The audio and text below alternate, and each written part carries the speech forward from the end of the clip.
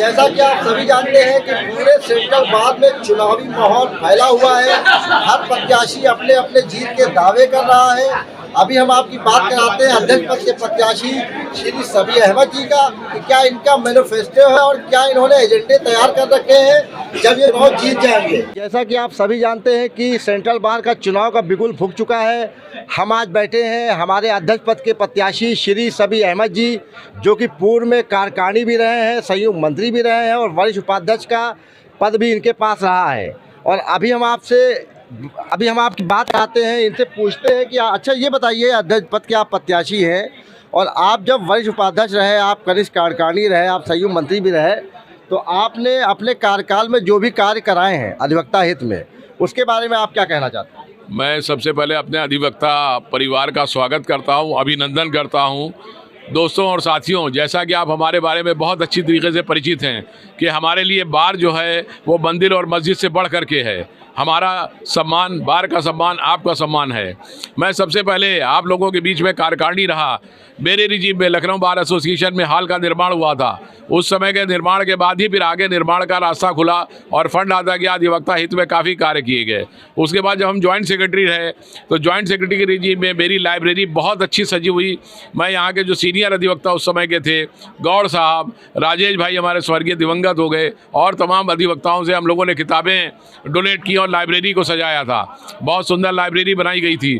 उसके बाद जब मैं आप लोगों ने मुझे वरिष्ठ उपाध्यक्ष के पद पर जो है सुशोभित किया, तो मेरे रिजिम में बहुत ही अच्छे काम हुए। सबसे पहले आपके कैंपस के अंदर 5 करोड़ रुपए की बिल्डिंग, जिसमें अधिवक्ताओं के 65 चैम्बर निर्माण किए गए हैं, खड़ी हुई है। उस बिल्डिंग में कोई भी अधिवक्ता, एक भी आदमी ये नहीं कह सकता है कि एक पैसा किसी भी पूरी कार्यकारिणी के किसी 10 सदस्य ने लिया हो।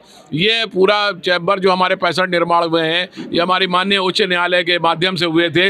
लेकिन ये बड़ी बदकिस्मती हम लोगों की है कि पूरी रिजीम निकल गई, उसका हैंडओवर नहीं हुआ, वो चैम्बर अधिवक्ताओं को अलॉट नहीं हुए अभी तक। तो हमारी पहली प्राथमिकता ये होगी कि हम जीतने के बाद जो हमारे बने पड़े हुए चैम्बर, इनको जो है अधिवक्ताओं को दिलवाया जाए।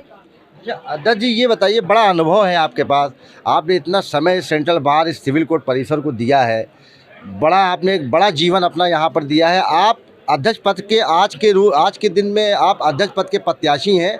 ऐसा क्या बाकी रह गया है आपके हिसाब से जो अधिवक्ता हित में अभी करना बाकी है? आप भविष्य में क्या आपकी रणनीति है, क्या आपने योजना बनाई है जब आप पद पर आएंगे तो अधिवक्ता समाज में जो अधूरी चीज़ें रह गई हैं, ऐसी क्या चीज़ें आपको अधूरी दिख रही हैं जिसे आप पूरा करना चाहेंगे? आपका प्रश्न बहुत अच्छा है। मैं इस बारे में आपको बताना चाहूँगा कि ये जो हमारी बिल्डिंग बनी है, ये पहली बिल्डिंग का निर्माण हुआ है।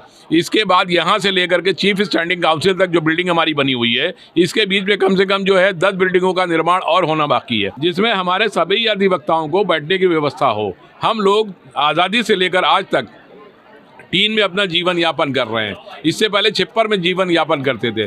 तो ये जो है कितनी ख़राब बात लगती है कि इतना पढ़ने के बाद अधिवक्ता जो है वो टीन में बैठ करके अपने क्लाइंट को डील कर रहा है। कितना ख़राब मैसेज जाता है। उत्तर प्रदेश, जिसको उत्तम प्रदेश कहा जाता है, वहाँ पर बैठ करके वहाँ का अधिवक्ता, यानी कि राजधानी का अधिवक्ता, उसको बैठने के लिए एक स्थान तक नहीं है।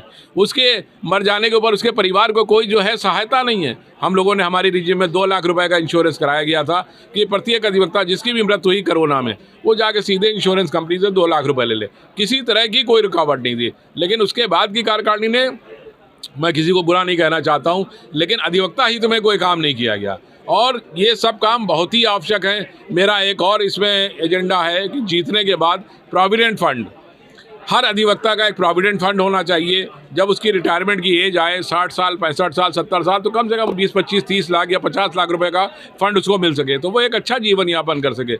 इसके अलावा पेंशन के लिए भी बात होना चाहिए कि हमारे अधिवक्ता जो 60 वर्ष से ऊपर हो जाते हैं, उनको पेंशन के लिए प्रोविजन होना चाहिए, उनको पेंशन मिलना चाहिए।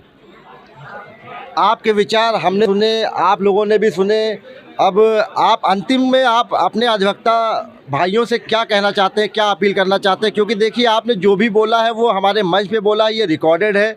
आप जब चुनाव जीत जाएंगे तब भी हम आपसे सवाल करेंगे कि आपने जो वादे चुनाव लड़ने से पहले किए थे, क्या आपने पूरे किए हैं? इन सभी बातों को लेकर अंतिम में आप क्या संदेश देना चाहते हैं? मैं संदेश ये देना चाहता हूँ, मेरा सोचना है अपने अधिवक्ता भाइयों के लिए, वो ये है कि हमारी सरकार से मांग होगी कि एक अधिवक्तापुरम, काफ़ी पहले सरकार ने कहा था कि एक अधिवक्तापुरम कॉलोनी हम बसाएंगे जिसमें अधिवक्ताओं को प्लाट देंगे LDA के माध्यम से, लखनऊ विकास प्राधिकरण के माध्यम से।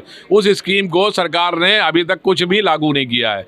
तो मैं ये चाहूँगा प्रत्येक अधिवक्ता को एक प्लाट लखनऊ विकास प्राधिकरण के माध्यम से अधिवक्तापुरम बना करके दिया जाए। प्रोविडेंट फंड की जो है व्यवस्था हो, इसके अलावा पेंशन की व्यवस्था हो। इसके अलावा सबसे बड़ी व्यवस्था मैं आपको बताना चाहूँगा कि हमारी सरकार ने 5 लाख रुपए का जो है मेडिकल कार्ड बनाया, आयुष कार्ड बनाया है, लेकिन उस आयुष कार्ड से अधिवक्ताओं को हमारे बाहर रखा गया है। हमारे अधिवक्ताओं के बारे में सरकार अच्छी तरह वाकिफ है। हमारे अटल बिहारी वाजपेयी जी हमारे सेंट्रल बार में आए थे और उन्होंने तमाम वादे किए थे, लेकिन सरकार ने अभी एक वादा अधिवक्ता हित में पूरा नहीं किया है। तो मैं चाहूँगा उस आयुष कार्ड का फ़ायदा जो है वो अधिवक्ताओं को भी मिले और अधिवक्ता उसका जो है भरपूर प्रयोग करें। अगर कोई बीमार अधिवक्ता पड़ता है तो कम से कम 5 लाख का इलाज तो उसको मिलना चाहिए। यहाँ तक कि वो 5 लाख के इलाज से भी वो जो वंचित रह जाता है। तो इन सब बातों के साथ मैं चाहूँगा कि सरकार अधिवक्ताओं के लिए ज़्यादा से ज़्यादा काम करे, और जिसके लिए मेरा भरसक प्रयास होगा, मेरा जो अध्यक्ष का पीरियड होगा वो अधिवक्ताओं के हित के लिए होगा। मैं अपने सभी अधिवक्ता भाइयों से, बहनों से, दीदी से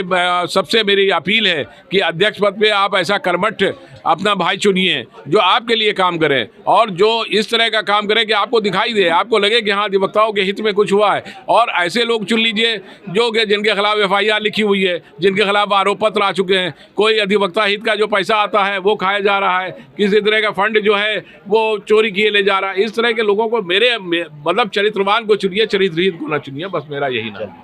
तो आपने सुना कि अध्यक्ष पद के प्रत्याशी सबीर अहमद जी ने क्या कहा। इन्होंने बहुत से वादे किए हैं। अब हम अगर यदि इनका चुनाव अच्छा रहता है और ये अध्यक्ष पद पे चुने जाते हैं तो हम पुनः इनके पास आएंगे और माइक लगाएंगे और इनके किए गए वादे इनको याद दिलाएंगे। जय हिंद, जय अधिवक्ता समाज।